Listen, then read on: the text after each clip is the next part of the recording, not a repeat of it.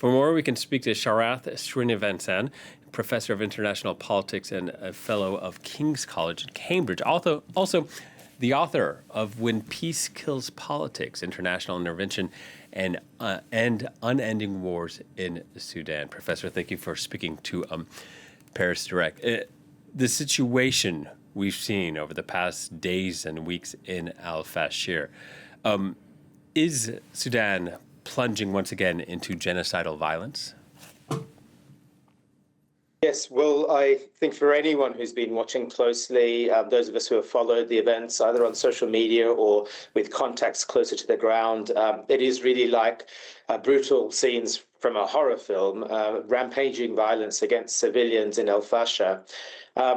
But if that metaphor is in any way appropriate, it's also, in a sense, a film that we've been watching now for something like a year and a half in slow motion as the rapid support forces laid siege to El-Fasher with large numbers, hundreds of thousands of civilians trapped there in dire humanitarian need. And so when the city finally fell, I think what's been very despairing is to see how much direct targeting of civilians has occurred as a result of the RSF taking over the city. So in some senses, I have to say that we were worried that this was exactly what would happen. All the signs were there. There was the RSF attacks on Zamzam camp earlier this year, and internally displaced persons camp when it took power there and took control there, which led to real civilian suffering and targeting. But then also attacks in El Geneina in Western Darfur at the outset of this conflict, which have been considered genocidal by various human rights bodies. So this is unfortunately, a descent into something very, very troubling, described as apocalyptic recently, but also in continuity with some of the events in the recent years. Yeah, and without question, it's one of the world's worst humanitarian crises, if not the worst. But it gets disproportionately little media coverage, or at least not as much as other conflicts. Why do you think that is? It's a very good question. I mean, I think for any of us who have been closely watching this and concerned about what's going on, why Sudan hasn't got sustained attention diplomatically in the media by wider civil society to the level that is absolutely necessitated by the gravity of the situation is really perplexing.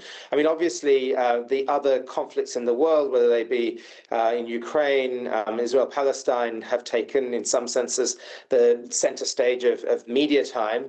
But I think it's also more concerning on the diplomatic side how weak has been the response regionally from the African Union or the Arab League, internationally from the United Nations, but also from some of the leading countries who should really be taking an interest in ensuring stability and protection for civilians.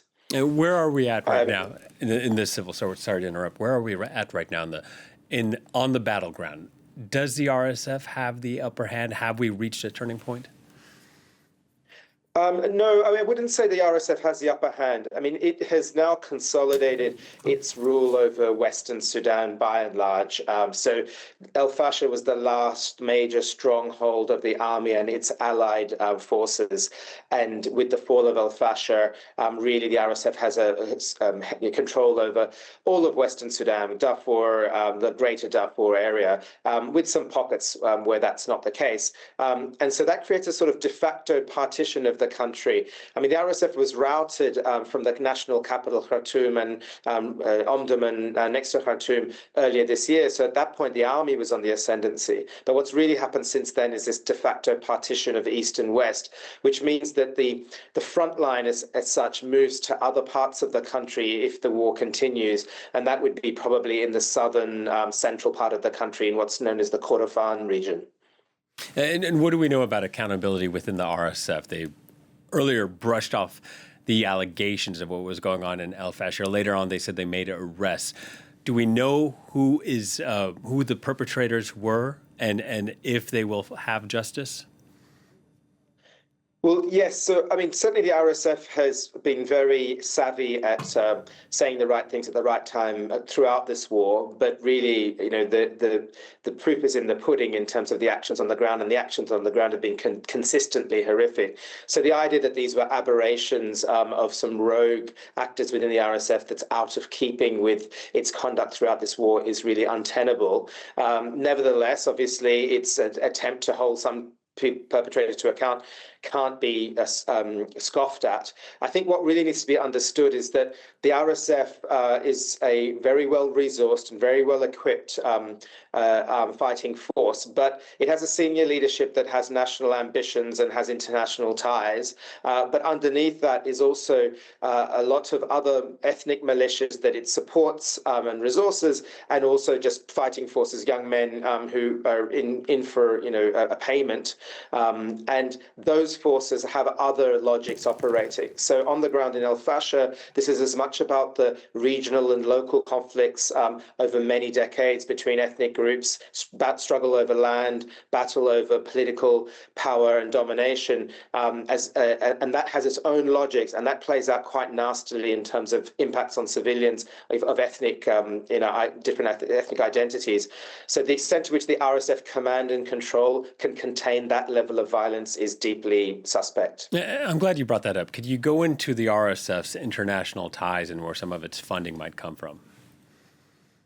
Well, yes. I mean, I think if it was ever the worst kept secret relating to this war for many months, if not years, in terms of the RSF's ties, especially to the United Arab Emirates, I think we can all say now quite clearly that is an open concern that everyone recognizes at all levels, including diplomatically. So really, the primary backer of concern as regards the RSF has been the United Arab Emirates in terms of resourcing, channeling of weapons and supplies to the RSF and political backing. But that plays out through a range of other regional actors that are also increasingly allied to or supported by the United Arab Emirates from Abu Dhabi, so Chad, Ethiopia, Kenya, other countries in the region. Of course, in Libya, we have the Haftar regime as such in Libya, which has been supported by the UAE for some time. So what's really going on is a constellation of actors that have alliances and support from the UAE in particular that is now playing out in this it's a fight for dominance in the region. And so this relates in effect to the withdrawal of dominant Western influence in the Horn and Northeast Africa, and this region becoming a key battleground for regional actors vying for dominance, whether that be the Saudi government, the UAE, Israel, Iran. All of these countries, Turkey, have an interest in this region, this part of the world where they can exercise some influence and then prevail over their counterparts. Right. So a very muddled picture in terms of all the sort of geopolitics surrounding this really awful civil war. What's needed then to get an international response to at least hopefully get a ceasefire in place, if not potentially down the road resolve the conflict? Yes, well, I mean, so there have been quite a number of calls in recent months for a ceasefire, for cessation of hostilities, and this has been renewed and redoubled again in the recent days because of the horrific scenes out of El-Fasher. So there is a quad, a group of four crucially influential countries, Saudi Arabia, Egypt, United Arab Emirates, and the United States. And that quad already was calling for a cessation of hostilities and has renewed those attempts. And there is some signs that that may be secured. The US is playing an increasingly primary role in pursuing this.